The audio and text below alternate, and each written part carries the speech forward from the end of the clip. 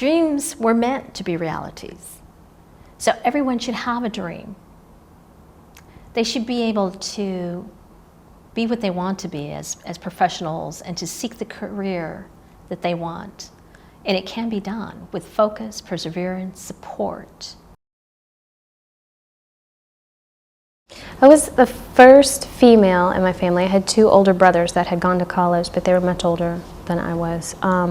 It was disorienting and a little scary because I didn't know what to expect. I'm actually first generation Asian American and first generation college student. So the process was very difficult, as in my parents were very hands-off when they sent me off to orientation. I went alone. When I moved in, I went alone. So I had to learn to reach out for help on my own. Being a first generation college student was really exciting and scary at the same time. I felt I was doing something that my parents weren't able to do.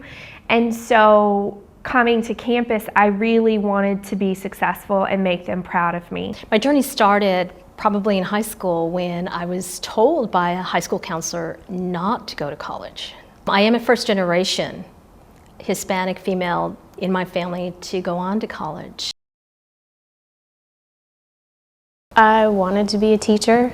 That was pretty much it. And I wanted to keep learning. I was really excited about learning in college rather than in high school because I could take the classes that I wanted. A lot of people in my family, they work either offshore on the fishing boats, or they own a nail salon or worked at the casinos. And that was something a lifestyle that I didn't want for myself. But it was also a different lifestyle that my mom wanted me to live. I think that I just flowed into it, and that's what you had to do.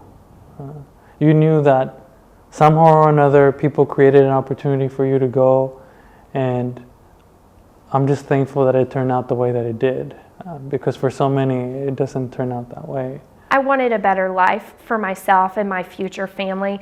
My parents were wonderful. We grew up in a very comfortable lifestyle. I had seen friends who were older than I was who chose not to go to college, and I saw what their life was like. Not that it wasn't good, it was just a lot of hard work. Big John, my adopted father, was in construction, and his goal for every single one of us, just to get an education. And it was through that influence that I asked him, hey, what do you think about me being a teacher? Great. That's what he encouraged me to do. It was really a force behind me, as far as there's no other choice. Either you're going to be going to school or you're going to be out of my house. So there was really no choice. And I knew that there was really no jobs you could work with just a high school diploma. I worked at McDonald's since I was 14 years old. I knew I didn't desire to continue to do that. Studying was new. I didn't really have to study in high school, and so my first semester was my lowest GPA because I didn't get into the habit of studying just because. I was studying when there was a test. My time management, to be honest, was horrible. My first year, I was probably literally a part of 10 or 12 different student organizations, and my GPA reflected that after my first year. And when I realized that my GPA wasn't where it needed to be, was when I had to seek out my own resources, seeking out mentors, and seeking out services on campus to give me those resources to learn how to prioritize and how to work with my study skills. I don't believe there was anyone to connect with. That was the hardest challenge for me. So instead of blossoming, as our college experience should be a time to do, I turtled, as we say. I went back into myself. That first year for me was really hard. I really didn't understand what it was to manage my time. It wasn't that I wasn't bright. It was just that managing your time, being away from home, being away from a familiar place, having to work with different people, different professors, and different outlooks, and working was just a totally different world for me. No one in my family knew much about college, and much less the process involved. If I was told no, then I would go find the rule or whatever and figure it out for myself so that I could be an advocate for myself. And my dad said, okay, well, how much exactly is that going to cost? And I said, well, why don't you give me about $200 and then I'll find out the rest. And he said, okay, I'm going to write this check out for you for $276. I said, okay, that should get me in, having no idea, none whatsoever about the cost. A lot of the time when we come in, we don't know where to go to seek information and to gather the facts. And if you know who to go to when you need something, then it'll make the process much better for you. If you don't do that, then what tends to happen is that you just rely on yourself. And here in college, you just can't do everything on your own. I remember telling my parents about being accepted to Michigan State. And my mother said, but you already have a college degree. Why would you want to go on? And it was my father who said, that's wonderful, you need to go. It was an expectation, probably because my brothers had already gone, and it was an expectation for them. So they supported me just in their, like, giving me the confidence, and just even having that expectation was support. They didn't support me because they didn't know how to help me. They didn't know the process of getting financial aid or applications. So a lot of times I would fill out the applications on my own and they would sign off on it. My parents were very supportive, even though they didn't have a background in college themselves. They were supportive with me going to a four-year institution, which I think makes a big difference from where I'm from. A lot of people want their children to go to a community college first and transition into college. I always had their support personally, but I think that they didn't know what they didn't know. So in terms of supporting me with college and the college process, I didn't have that, but I always knew that they wanted the best for me. I discovered that I was pretty much alone in a lot of ways, and I didn't have the money to really pay for everything.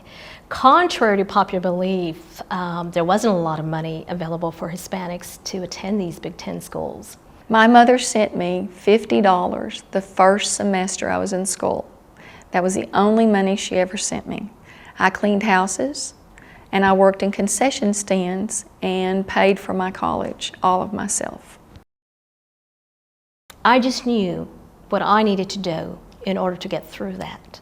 Really, that freshman year gave me the drive and developed those skills to continue, those life skills that I didn't have before.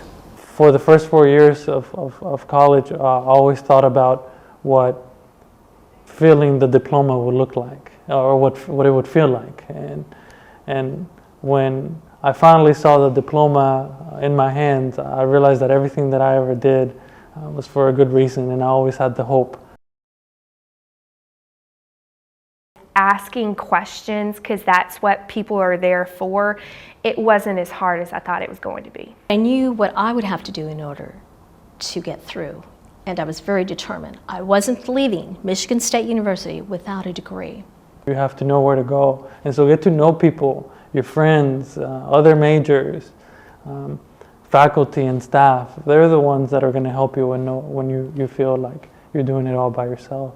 I was successful because I kept everything that my advisor had given me. So when the advisor gave me the incorrect information for a different department, I was able to go to the other advisor and say, this is what I was told, and I made very important decisions based on that information. And because I'd kept all that information and the documents and the degree plan and everything, I was able to do what I needed to do to pay for college and stay in. I would have sought out more assistance from adults. I would have gone to my parents more. I didn't go. I was extremely independent, and that in a way is a strength, but for me was also a challenge, because I put myself in very stressful situations. The college experience really taught me how to build relationships, and it's by giving people the benefit of the doubt, always seeing the best, that we can work together instead of against each other. Becoming involved and getting involved early and making those connections and friends and, you know, someone to eat lunch with or to study with, it really did impact my career. Success is where preparation and opportunity meet. Get involved on campus. Seek help, because although we may be labeled first generation, people don't know that. Don't be afraid. You know, it's you're being a pioneer. Get to know your professors, get to know the people in the business office.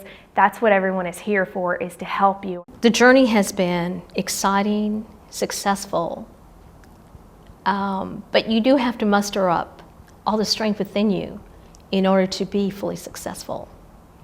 Don't feel like you're going through this alone just because your family has no college experience. That's what the faculty and staff are here for.